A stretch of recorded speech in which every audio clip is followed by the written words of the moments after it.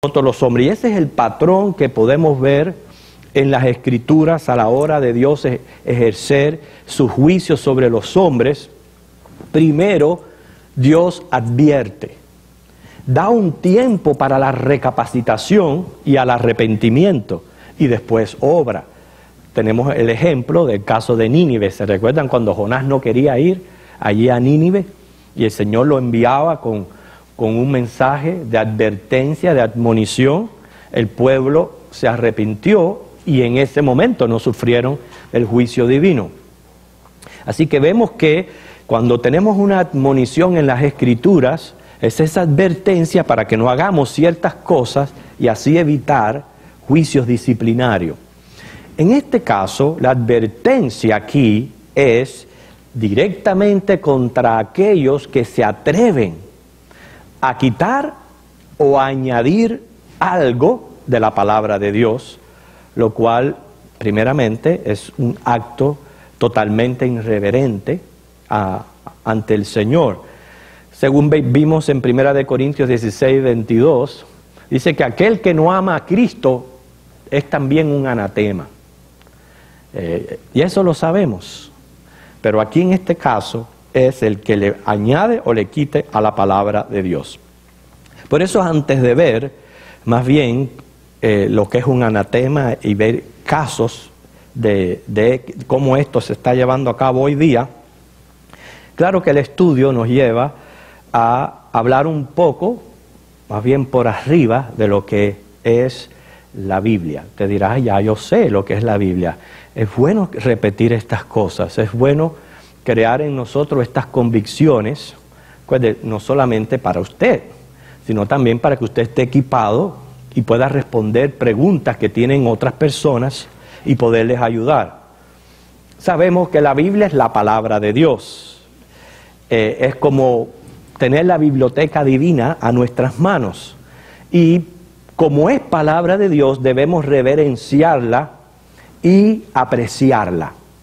Yo quiero que ustedes me ayuden a leer 2 versículos bíblicos.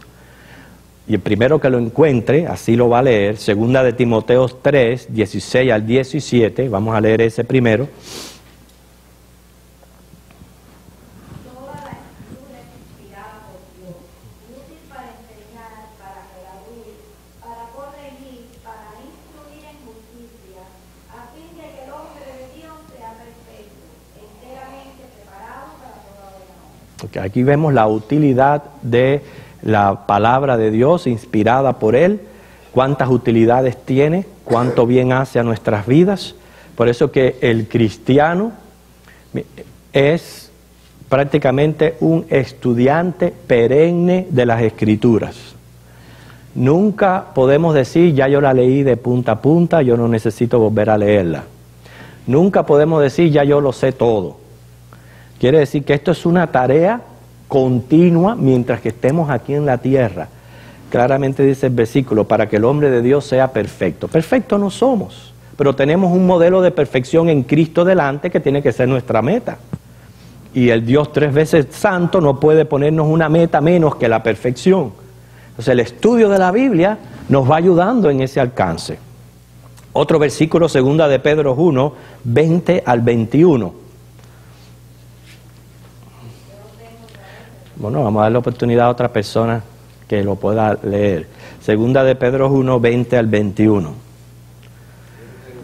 Léalo, porque queremos avanzar en la clase. Entendiendo primero esto, que ninguna profecía de la Escritura es de interpretación privada, porque nunca la profecía fue traída con voluntad humana, sino que los santos hombres de Dios hablaron siendo inspirados por el Espíritu Santo. Aquí que vemos otro versículo que nos está afirmando aquí. La Biblia es palabra de Dios, que Dios usó a hombres que Él inspiró para que escribieran el mensaje que Él tiene para nosotros. Por eso, la Biblia es un libro especial, contiene la mente de Dios, el estado del hombre, la senda de la salvación, la ruina de los pecadores, la felicidad de los creyentes. Sus doctrinas son santas, sus preceptos obligatorios, sus designios inmutables. Leedla para creer, creedla para vuestra seguridad y practicarla para ser santos. Dice, es el mapa del viajero, el cayado del peregrino, la brújula del piloto, la espada del soldado, la cartilla del cristiano. Cristo es su personaje protagonista. El tema, el reino de los cielos. Él es nuestro bien en su designio y su fin. Es la gloria de Dios. La Biblia debe de inundar la memoria, gobernar el corazón, guiar los pies. Es una mina de riqueza, un paraíso de gloria, un río de placer. Se ofrece con la vida, abre el cielo y descubre las puertas del infierno, y se abrirá en el día del juicio y perdurará para siempre. Fíjense que la Biblia es un libro diferente, que los siglos pasan y la Biblia ahí está todavía. Los imperios aparecen y desaparecen, pero la Biblia permanece. Los reyes son coronados y destronados, pero la Biblia no ha pasado. Los emperadores decretan su destrucción, pero ahí está la Biblia. Los ateos la atacan, no han podido eliminarla. Los agnósticos se ríen de ella, pero ahí está la Biblia. Los relativistas no la aceptan como verdad absoluta, sin embargo la Biblia se cumple a cabalidad. Los incrédulos la abandonan, pero la Biblia está al alcance. Los críticos niegan su inspiración, pero la Biblia sigue transformando vidas. Por eso decimos, la Biblia es palabra de Dios inspirada por el Espíritu Santo. Si usted pueda dar un concepto de lo que es inspiración divina de la Biblia, ¿qué usted pudiera decir? Yo tengo aquí un concepto, pero quiero escuchar de ustedes. Breve. Cuando decimos la Biblia es palabra inspirada por Dios, ¿qué se está queriendo decir? Yo creo que no es lo mismo escribir una historia, estar viviendo un tiempo histórico y escribirlo así por escribirlo, por lo que está sucediendo, que estar inspirado por Dios, porque yo creo que si había muchos hombres en aquella época, pero Dios escogió algunos en distintas épocas para escribir la palabra. Yo creo que es una inspiración divina. Okay. A ver, otro concepto.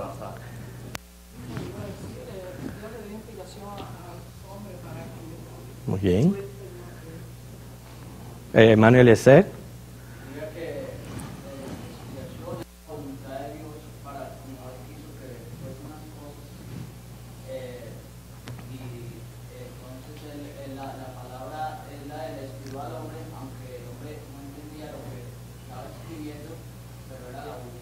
Muy bien.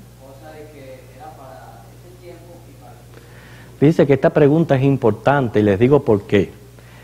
Casi siempre la excusa que ponen los incrédulos, los ateos, aquellas personas que no quieren saber de Dios es: la Biblia es libro de hombres. ¿No lo dicen así? ¿No es la excusa que utilizan para no creer? Dicen, la Biblia es libro de hombre, y es por eso que nosotros tenemos que tener un concepto correcto de lo que es la Biblia y lo que significa su inspiración para poder ayudar a estas personas, porque pueden ser hasta nuestros seres queridos que están confundidos con ese concepto.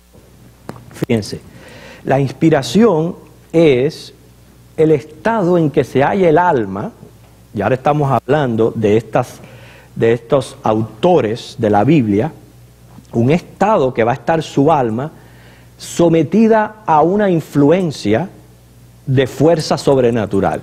Ya estamos hablando de una influencia que el Espíritu de Dios está ejerciendo en esas almas que Dios usa como autores de los 66 libros. O sea, se entiende que hombres que Dios escogió, ahora escuchen, sin perder sus rasgos humanos, sin perderlos, escribieron siendo inspirados por el Espíritu Santo. Es un hecho de orden psicológico, es una toma de posesión del alma humana por parte de Dios. Dios introduce su espíritu en el espíritu del hombre y sopla lo que Él tiene que decirlo. Es muy fácil, que ahora ustedes saben que en nuestra mente ocurren muchos pensamientos que pueden ser producidos por uno mismo, por lo que hay en el intelecto, etc. Pero que usted sienta una voz. Y de hecho, déjeme decirle, nosotros sentimos la voz de Dios en nuestro ser interior, porque el Espíritu está en nosotros y Él nos habla, y esa es la manera en que Dios habla a nuestro espíritu. Es como una toma de posesión del Espíritu de Dios con nuestra alma. Es algo que no se puede ver, es abstracto, pero es una experiencia real. No sé si ustedes muchas veces, a mí me ha pasado que yo he venido por acá y de buenas a primeras siento una voz que dice, no dobles derecha, ve por allá. Sí pasa, hermano. Lo que pasa es que nosotros no, como viene a ser parte de nuestra experiencia diaria, no nos damos cuenta muchas veces de cómo Dios nos está guiando. Pero eso es simplemente un ejemplo de lo que ustedes puedan ver, de cómo mismo el Señor está guiando nuestras vidas hoy día a través de su Espíritu Santo. Él usó a estos hombres, pero no como un objetivo privado con ellos, sino con el propósito de traer su palabra. Entonces, Él soplaba en las mentes de estos hombres lo que ellos tenían que escribir. Y ellos, escritores, al fin no perdían sus rasgos. Las escrituras contienen abundantes pruebas de que la inspiración no interfirió en el juego natural de las facultades de los escritores sagrados. Cuando hablamos de esto estamos hablando de quizás su educación, su manera de escribir, los puntos culturales a los cuales ellos fueron expuestos durante su época, etc. Aunque ellos hablaban motivados por el Espíritu, en la mayoría de los casos eran inconscientes de su influencia, actuaban espontáneamente como lo hace un creyente bajo el poder del Espíritu en todas sus santas actividades. De aquí que encontramos que sus sagrados escritos se formaron según las leyes ordinarias de la mente humana, y los escritores pasaban de un tema a otro por el proceso normal de sugerencia y asociación. Ejemplo, muchos de los profetas escribieron asuntos que ellos no entendían, no pertenecían a su contextualización. Ellos no entendían lo que escribían. Ejemplo, en Nahum, capítulo 2, versículo 4, ahí hay una visión. Hoy día nosotros podemos comprobar lo que Nahum estaba hablando, pero en sus tiempos no era posible. ¿Quién me busca esa cita? Nahum 2:4, si no yo la tengo aquí. Y después ustedes quieren pueden ver aquí en la pancarta. Dice, los carros se precipitarán a las plazas, con estruendos rodarán por las calles, su aspecto será como antorchas encendidas, correrán como relámpagos. ¿Quién le estaba diciendo a Nahum que él estaba escribiendo acerca de nuestros expressway? Los expressway, los expresos. Fíjense, los carros van a correr. Su aspecto como antorchas encendidas, es el rojo del color de los frenos de los... Si usted se pone en un panorama y usted ve un expreso, usted ve un montón de líneas rojas hacia allá y un montón de luces blancas hacia acá. Antorchas, relámpagos. Él escribía, él no estaba consciente de lo que verdaderamente aquello significaba. Hoy día nosotros sí. Otro ejemplo, Daniel 2:43 menciona las alianzas humanas. Imagínense, en un tiempo donde prácticamente era imperial, o sea, estaban los emperadores tratando de conquistar, y era una lucha entre emperadores, que Daniel escribiera acerca de alianzas humanas. Eso está pasando hoy día en todos los diferentes comités que existen en el mundo, de Naciones Unidas. Daniel 2:43. También Daniel 12:4 dice que, pero tú, Daniel, cierra las palabras, sella el libro hasta el tiempo del fin, muchos correrán de aquí para allá, la ciencia aumentará. O sea, que vemos cómo estos autores escribían, lo que ellos escribían estaban siendo inspirados por Dios, pero realmente no entendían muchas de las cosas que escribieron. Por eso que la Biblia es fiable. hermanos. La Biblia es el libro de Dios y es infalible. Cuando decimos que la Biblia es infalible es que no tiene errores, pero tampoco puede fallar. Ni tiene errores, ni puede fallar. Ahora, escuchen muy bien. Esto es importante. Lo que es infalible es el texto original. ¿Escucharon? Lo que es infalible, que no tiene fallo ni puede fallar, es el texto original. Con esto les decimos que las tradiciones o las versiones, siempre que el hombre ha tratado de adaptar la Biblia quizás al idioma moderno, etcétera, ya eso es obra de hombre y está sujeta, puede estar sujeta a errores ortográficos, errores gramaticales y otros más. El peligro está en los errores interpretativos y algunos significativos, por lo que tenemos que siempre tener cuidado. Sí es importante la versión bíblica que nosotros usamos y hay que darse cuenta. Yo he encontrado, por ejemplo, a mí me gusta no solamente la versión Reina Valera del 1960, pero también de todos los otros hombres comentaristas. Yo uso la Biblia Righty, es una de las que para mí, una de las que más me gusta. Yo he encontrado errores ortográficos aquí, muchísimos. Algunos errores, o sea, van a haber errores. Ahora después le doy la oportunidad. Y en eso sí tenemos que tener mucho cuidado. Ejemplo. Aquí tenemos un ejemplar de la Nueva Versión Internacional, que es NBI.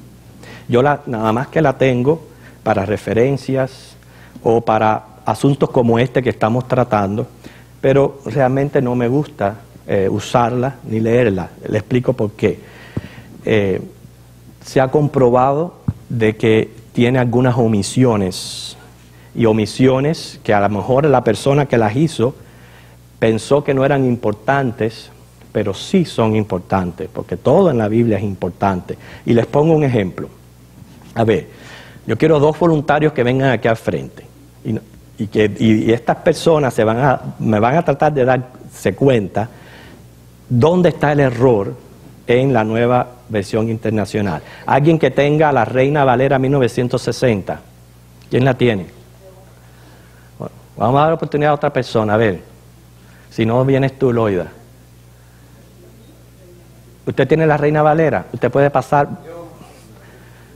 La Reina Valera, la hermana. ¿Usted quiere pasar al frente?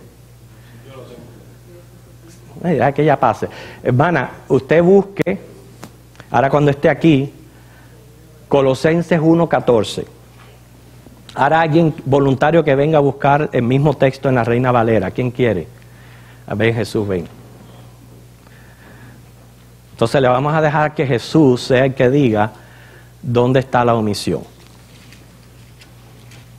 Colosenses 1:14. Ustedes vayan buscando ese texto en sus Biblias para que corroboren.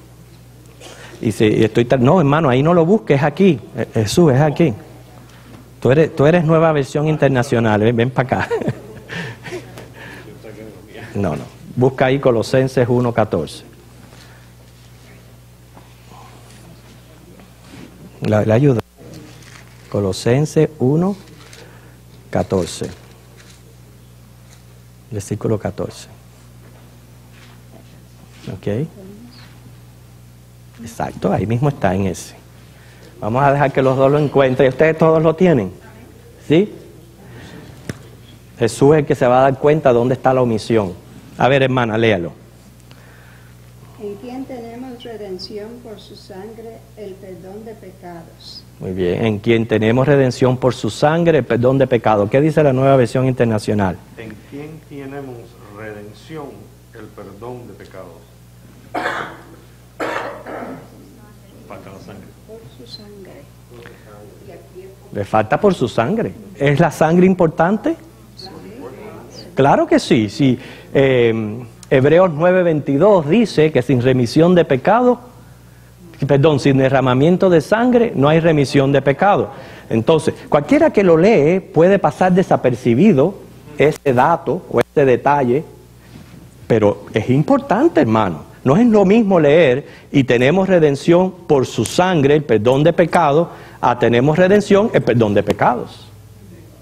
Porque pudiera ser ese perdón dado por otro medio, pero nosotros sabemos que es su sangre. Sí, hermano, ya pueden sentarse. Exacto. Entonces ustedes ven que hay que tener cuidado con las versiones. Lo que es infalible es el texto original. Ese sí es infalible. Ese fue el que Dios inspiró en los hombres. Esos hombres escribieron siendo influenciados por el Espíritu Santo. El Espíritu Santo siguió respetando sus rasgos humanos, pero aquello era mensaje divino de Dios.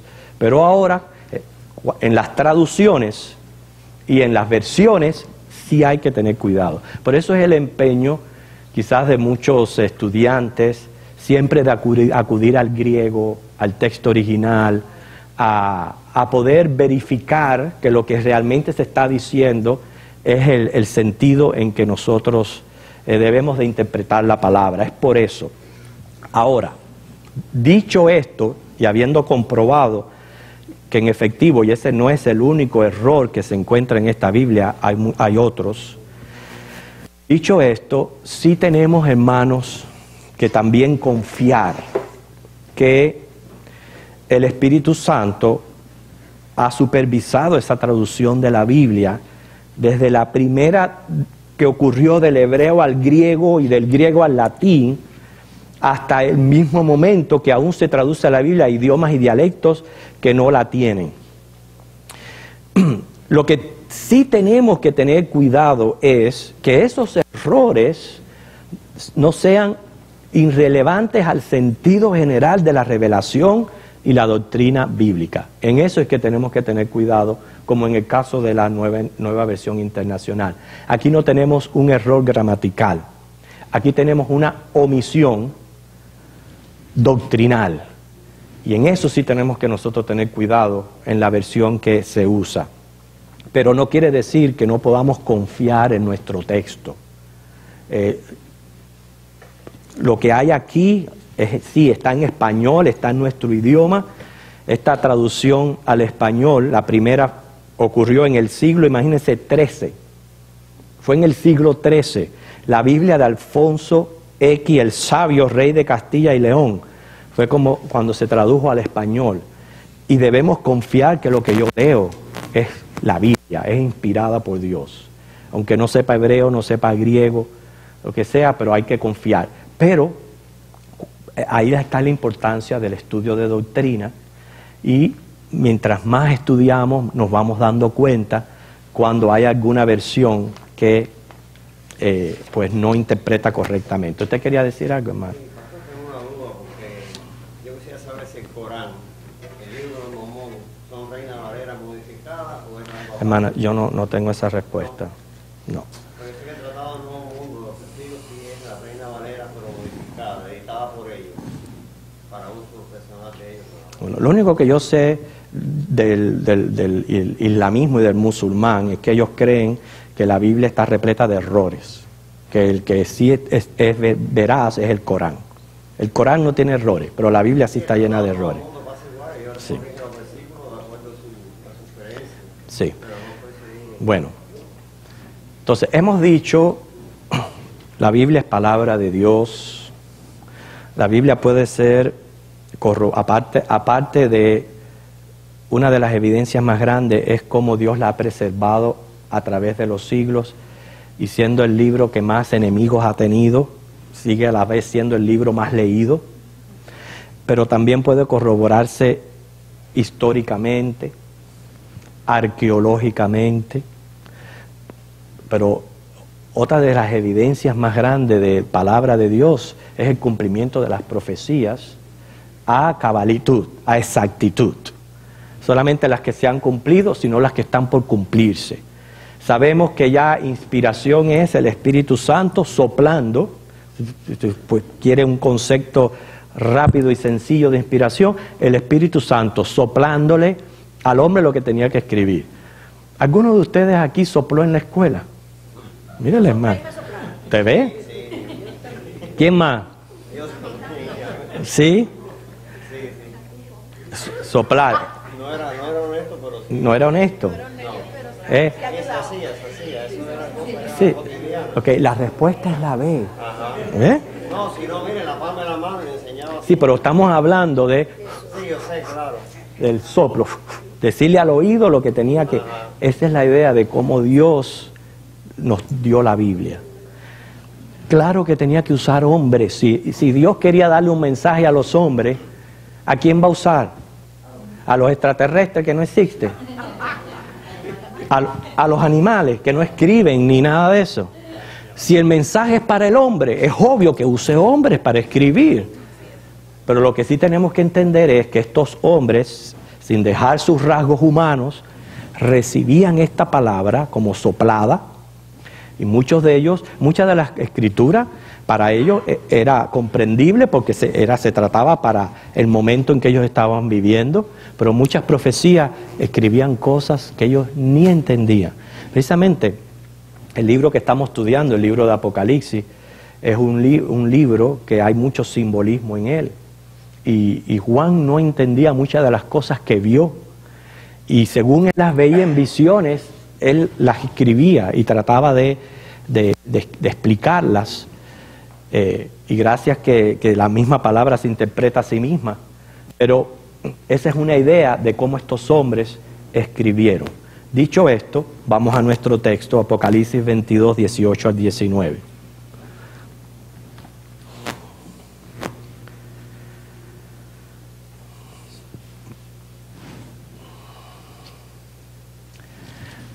Por ejemplo, esto lo puedo decir en español. Esto que voy a decir lo puedo decir en español. Pero obviamente que aunque nosotros estamos aquí rentando, no estamos de acuerdo con el letrero que hay allá atrás. ¿Ustedes se fijaron en ese letrero? Nosotros no estamos de acuerdo con ese letrero. No podemos decir que cierta versión, si no es esa versión, no es palabra de Dios, no es correcto. ¿Ok? No es correcto. Dicho esto, ya vimos cómo también hay que tener mucha cautela con las traducciones y las versiones, especialmente que surgen dentro de este mundo modernismo, con mentes bastante mundanalizadas. Hay que tener cuidado también con las versiones. Pero recuerde, lo que aprendimos, infalible es el texto original. ¿Okay? Estas traducciones podemos confiar. ¿Por qué podemos confiar? Porque muchos de los manuscritos de donde se obtuvieron las traducciones, inclusive aún están vigentes, aún existen. Claro que es muy difícil las traducciones, y sobre todo el idioma griego, que es un idioma tan rico en su vocabulario. Pero lo que yo les quiero pedir es que todavía confiemos que la versión que tenemos en castellano, estoy seguro que Dios sabía, cuando Él confundió las lenguas en la Torre de Babel, que su palabra necesitaba ser traducida a todos los idiomas del mundo. Y que podemos confiar en nuestra traducción. Y yo no sé, pero también tenemos el Espíritu Santo dentro, que nos ayuda a entender que lo que yo leo es palabra de Dios. Yo lo puedo sentir, hermano, que es palabra de Dios. Sí me doy cuenta cuando hay un error gramatical, pero sé que estos 66 libros, aunque están traducidos del latín al español, son palabra de Dios. Y debemos confiar en eso, siendo a la vez cauteloso. Apocalipsis 22, del 18 al 19 dice: yo testifico a todo aquel que oye las palabras de la profecía de este libro, si alguno añadiere a estas cosas, Dios traerá sobre él las plagas que están escritas en este libro. Y si alguno quitare de las palabras del libro de esta profecía, Dios quitará su parte del libro de la vida y de la santa ciudad y de las cosas que están escritas en este libro. Por eso tenemos que tener cuidado, porque una persona, tanto que le quite o le añada a la Biblia, es un anatema. Anatema es una traducción griega de la palabra hebrea cherem, que significa botín que se obtiene de una guerra santa y se debe destruir totalmente. Ese es el sentir que tiene esa palabra anatema. En el Nuevo Testamento tiene dos significados aparentemente opuestos. Se refiere a ofrendas dedicadas a Dios, ofrendas votivas, así como algo maldito. Pablo invocó, en el aspecto maldito, dicha maldición sobre aquellos que no amaban al Señor. Ya lo vimos en 1 Corintios 16, 22. Y también, según Gálatas 1, del 8 al 9, se consideraba anatema aquel que predicara otro evangelio, que no sea el evangelio de gracia. Es considerado anatema. O sea, que llegó a tener el sentido esta palabra de ser excomulgado por un cuerpo religioso. El castigo al que le añade es que va a sufrir de las plagas que se mencionan en esta profecía. Y el castigo al que le quitare es que de igual manera Dios va a quitar su parte del libro de la vida de la santa ciudad y de otras bendiciones que la profecía menciona. Me pongo a pensar aquel que le añade, en el sentido cuánta gente usa la palabra de Dios, pero para su conveniencia. Para su conveniencia. Sacan el texto de su contexto para el pretexto de sacar otro texto. Así lo que hacen. Y esa es una de las maneras que prácticamente usan la palabra de Dios para justificarse y para su conveniencia. Y hermanos, lo que hacen es estar sujeto a condenación eterna. Porque nosotros no, ya vimos en la Biblia, en 1 de Pedro, no es de interpretación privada. Usted tiene que tener el sentido completo de las escrituras en general. Y luego que tenga el sentido completo de lo que es la palabra de Dios en general, porque Dios no nos va a decir una cosa en el Antiguo Testamento y otra en el Nuevo, sino que todos los 66 libros tienen una correlación, que por eso el canon de las escrituras se hizo teniendo esto pendiente, la correlación que había entre un libro y otro, que daba evidencia de inspiración divina. Pero cuando usted trata la Biblia de esa manera, e interpretar un texto y aplicarlo a conveniencia a cierta situación, hermano, eso es contra el Señor. Usted se va a extrañar de lo que yo le voy a decir. En California se levantó una secta de entre los bautistas que comenzaron a practicar el amor libre. Las personas iban a predicar al evangelio a los prostíbulos. ¿Por qué? Porque el Señor decía en la Biblia que teníamos que amarnos unos a otros. No es cierto. La Biblia dice que tenemos que amarnos unos a otros. Pero no de esa manera. Entonces, ese es un ejemplo y ustedes se quedarán asombrados. Eso es real. Eso pasó real. Ustedes que se quedarán asombrados la cantidad de personas que cogen un versículo de la Biblia y hacen este tipo de cosas. ¿Sí, hermana? También está lo que hablan, por lo menos este es lo que hablan en lengua. Exactamente. Una mala interpretación Sí mismo. de lo que pasó En aquel tiempo. y lo justifican con eso. Claro. Muchas cosas se sacan de su contexto y del propósito de Dios para justificar lo que se está viviendo hoy día. Estamos hablando de añadirle a la Biblia el liberalismo, el modernismo, el relativismo. ¿Usted entiende esa palabra, relativo? Relativo es que yo voy a respetar lo que usted crea. Si lo que usted cree es su verdad, pues yo la voy a respetar. Yo no estoy de acuerdo con usted, pero no tenemos que ser enemigos, ni tenemos que entrar en controversia. Usted me respeta a mí, yo lo respeto a usted. Eso es relativismo.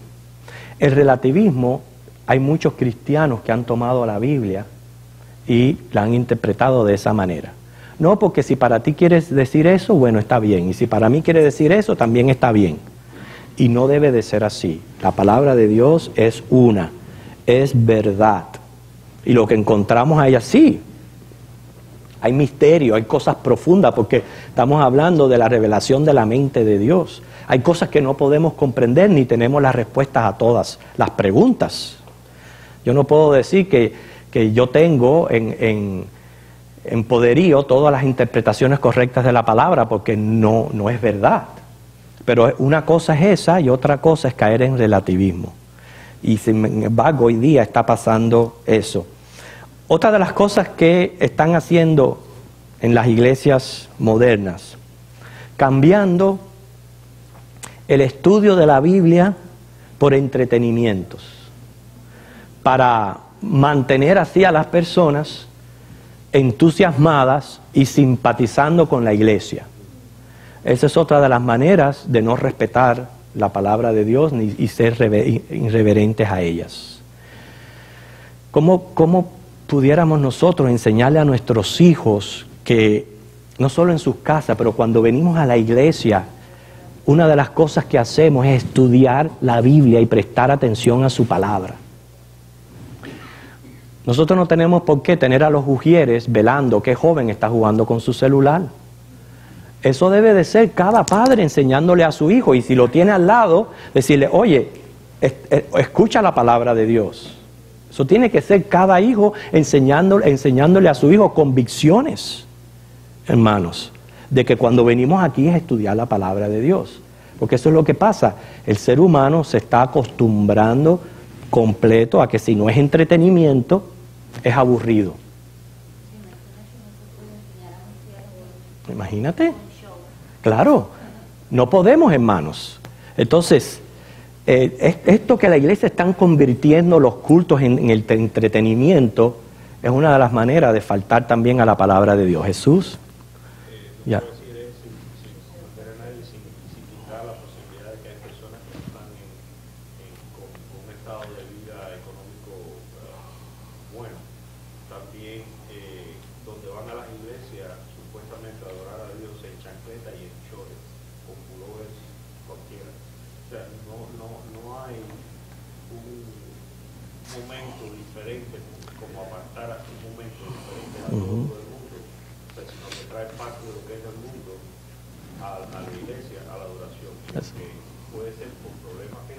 Sí. Puede entender, un año, 2 años después, todavía siguen viniendo a la iglesia. Ok. Hermana Yolanda. Hermano, esto es lo que está pasando en las iglesias. Yo vengo de una iglesia bautista, igual que aquí. Y está la iglesia madre y está el grupo de nosotros, ¿verdad? Y lo que hay ahora, actualmente, hace 2 meses, la iglesia madre le está rentando en las tardes. Como a la membresía ha caído mucho, es un grupo demasiado grande y demasiado hermoso, le está rentando a una iglesia pentecostal el edificio en la tarde. ¿Sí, hermano? Qué cosa más increíble. Y la que está encargada de la obra es una pastora. Entonces, mi iglesia se reunieron y van a salir de ahí, porque eso no es testimonio para nadie. A una hora entran unos, a otra salen otros, y en la noche es un escándalo. Y están tomando la decisión, están orando, están tomando la decisión de apartarse y buscar. Claro. Todo esto, hermano, nosotros no lo hacemos, es simplemente por respeto a la palabra de Dios, es todo. Todo lo que nosotros tenemos que tener en la mente es respetar la palabra de Dios. Y si usted no lo está haciendo, entonces, imagínense. Ahora, estamos hablando de añadir. Los Gálatas fueron reprimidos por Pablo, porque ellos habían comenzado a añadir la circuncisión a la fe. ¿Entiende? O sea, sí, somos salvos en Cristo, pero también hay que circuncidarse. Es decir, guardar la ley. Y por eso es que Pablo les dice, cayeron de la gracia. Eso es lo que es caer de la gracia. Caer de la gracia es dejar de confiar únicamente en el sacrificio de Jesucristo en la cruz del Calvario para salvación de pecado. Cada vez que usted le añade esfuerzos humanos, ha caído de la gracia. Eso es lo que es caer de la gracia. Los Gálatas cometieron ese error Y Pablo inmediatamente en Gálatas 5, del 1 al 10, les llama la atención y les aclara. O sea, hay que tener mucho cuidado, sobre todo con el que le añade a la doctrina de la salvación. Para mí no es negociable, hermanos. Nosotros somos salvos por gracia. Estamos 100% seguros de nuestra salvación, porque quien la obró, quien dijo consumado es, fue nuestro Señor en la cruz del Calvario. Y lo que nos pide es que nosotros tengamos fe en Él. Ahora, si usted le empieza a añadir esfuerzos humanos o otras cosas, ya ha caído de la gracia. Ejemplo, la Iglesia Católica Romana añadió sacramentos y la traducción a la palabra de Dios, inclusive elevando el énfasis a la tradición por sobre las Escrituras, a lo que ellos le llaman sacramentos. Sacramento es un acto ritual sagrado destinado a santificar a los hombres. Ellos tienen siete sacramentos católicos romanos.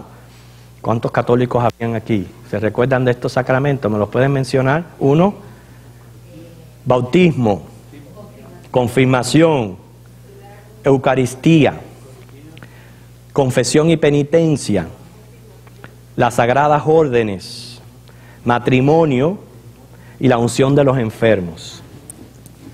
Fíjense, esos son sacramentos. Cuando usted los añade, ya usted está cometiendo este error que menciona aquí Apocalipsis, capítulo. Por eso hay que tener mucho cuidado, hermanos. Sí, la iglesia de Cristo está prácticamente dividida en denominaciones, pero no todas las iglesias, inclusive que son llamadas cristianas, están en la verdad y va a encontrar salvación. Eso no es cierto. Y todos nos llaman cristianos. En estos días me mandaron unas estadísticas de cuántos cristianos hay en el mundo.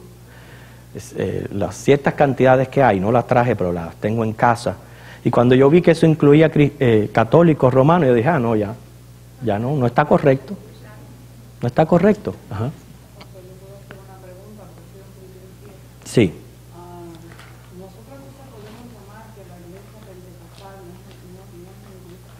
Hermana, no. Quiero decirle, le voy a decir lo que es una iglesia cristiana. Aquel que pone su fe en Jesucristo como su único y suficiente Salvador.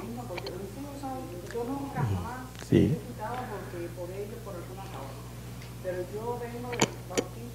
Sí. Pero ellos tienen la misma Biblia mía, ellos son cristianos, han aceptado a Jesucristo. Por eso, mire, me ha subido un poquito hasta la versión, fíjense, porque yo le digo a usted, uno tiene que tener mucho cuidado cuando uno habla, cuando uno dice algo. Somos cristianos, no tenemos que por qué decir la iglesia acá, ¿no? Porque yo siento que ellos están igual que yo, sintiendo lo mismo, y bueno, su iglesia yo he visitado, claro, y todo igual. Claro, se sabe que no es mi forma de adorar, son más, sí, ¿no? Pero otros son más todavía, ellos no tanto. Pero son cristianos. Sí, claro. Igual que hay otras denominaciones que son igualmente cristianas. Sin embargo, el asunto está de interpretar ciertas doctrinas bíblicas y la manera en que la interpretan y la aplican a sus vidas. Con relación a la fe en la salvación, que es lo más importante que nosotros podamos tener, yo veo esto de esta manera. Imagínese que usted tenga una billetera en su mano con dinero. ¿Okay?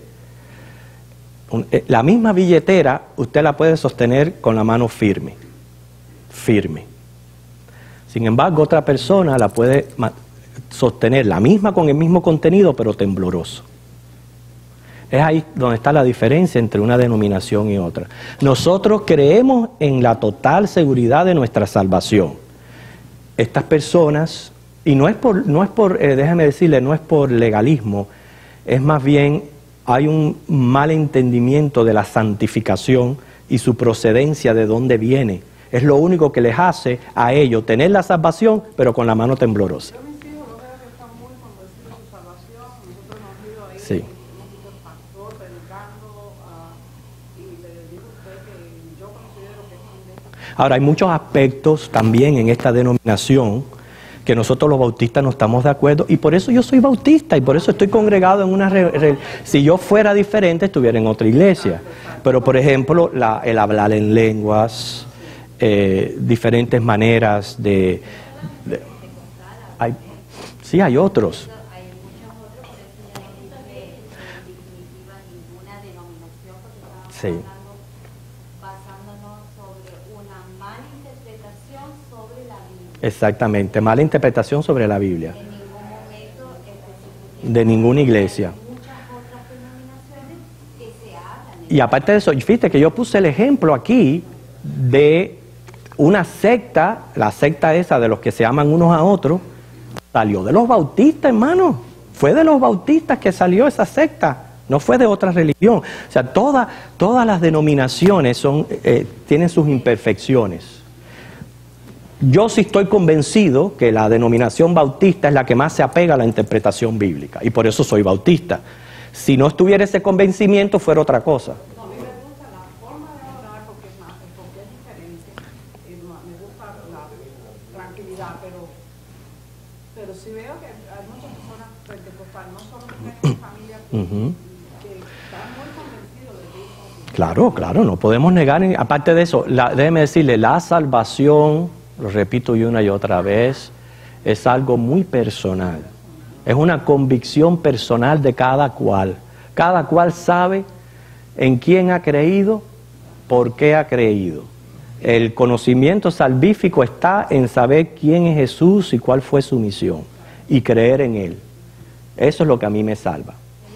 Yo en mi familia venimos de familias católicas, y por eso por lo general no hablo en sí en religión, pero una cosa sí le enfatizo a mi familia, le digo: Jesús cuando venga a buscarnos no va a preguntar qué denominación era, y de qué iglesia naciste, y si realmente nos aceptaron. Claro. En el caso mío, a mí me gusta adorar al Señor Jesucristo a través de la iglesia bautista. Ujú. Ahora, lo que estamos aprendiendo en estos versículos, ahora le doy oportunidad, hermano, es que hay que tener cuidado porque tenemos una palabra y hay quienes les añaden y hay quienes le quitan. Quitarle es cuando o yo tomo un versículo y lo aplico a una situación para autojustificarme que no está de acuerdo con el contexto general de la Biblia, o añadirle es, o le añades tradiciones, o hay muchas sectas que han salido de denominaciones cristianas, que una de sus características es dar mucho más énfasis al libro que escribió su fundador que a la misma Biblia. Esa es una de las características de los grupos sectarios. Pero el caso es que una de las cosas, ya para terminar, y le doy oportunidad al hermano para terminar, es que hemos aprendido que la Biblia es palabra de Dios, fue inspirada por el Espíritu Santo a seres humanos, es infalible, pero su texto original, podemos confiar en las traducciones que tenemos nosotros hoy día, podemos confiar en el Espíritu Santo con mucha cautela y precaución con las versiones, porque ya eso es obra de humanos, y hay una advertencia, una admonición aquí a aquel que le añade o le quita. Hermano, ¿usted quería decir algo? A veces uno cree que yo considero que la gente no está, ¿no? Llega un momento que el convencimiento que te dan ellos, que uno es salvo, ya no es personal, sino todo lo que ellos te enseñan, te hacen creer que sos salvo. Y uno está tan convencido que es salvo, pero cuando uno se da cuenta, por ejemplo, hoy yo me puedo dar cuenta que soy salvo. Hoy yo ya solo es algo personal. Antes yo estaba con tantas cosas que me dejan difícil, ya es algo que te manipulan y uno se da cuenta de eso. Bueno, hermano, Dios es fiel y Él está haciendo su obra en su pueblo a través de las denominaciones. Ahora, lo que sí tenemos que respetar al Señor es que si algún grupo o alguna religión no está llevando a la Biblia a cabalidad, entonces yo no le tengo por qué decir esta es una iglesia correcta, porque entonces estaría le faltando respeto a la misma palabra de Dios. Hermano Carmelo.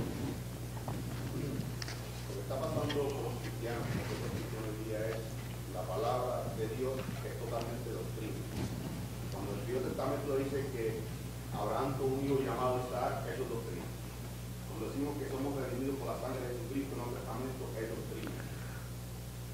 Esta doctrina fundamental, doctrina general, no primaria y secundaria. Y hoy día la iglesia se está debatiendo por la doctrina general, más que por la fundamental. Y ahí que están las denominaciones. Aún los arminianos, que creen que pueden perder la salvación, y su fe ha sido depositada en Jesucristo, viven una vida piadosa y santa, no quieren su salvación. No, claro que no. Por eso yo les puse el ejemplo de la mano temblorosa con la misma billetera en la mano. La semana que viene ya vamos a dar por terminado este estudio. Vamos a hablar de la bendición final que menciona los versículos 20 al 21.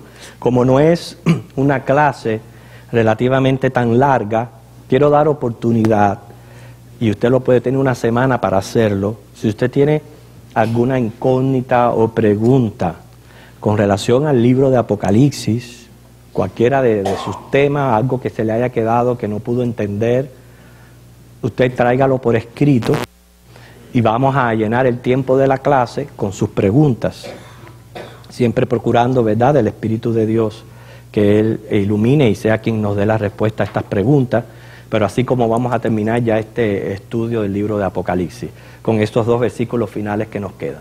Nos ponemos en pie y nos preparamos para el culto.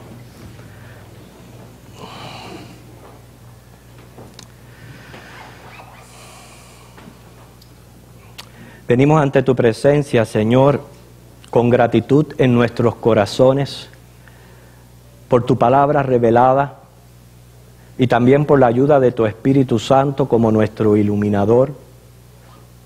Y tenemos que rogar, Señor, que en nuestra imperfección y finitud, tú continúes, Señor, perfeccionando la obra que comenzaste en nosotros, ayudándonos a mantenernos, Padre, en tu palabra, en tu verdad, porque es la que nos hace libre, y que nos sigas dando la luz de tu entendimiento para poder entender, Señor, tus misterios revelados y tener un claro concepto, Señor, de la doctrina bíblica, porque ya leímos, Señor, en Timoteo, que es muy útil para nosotros.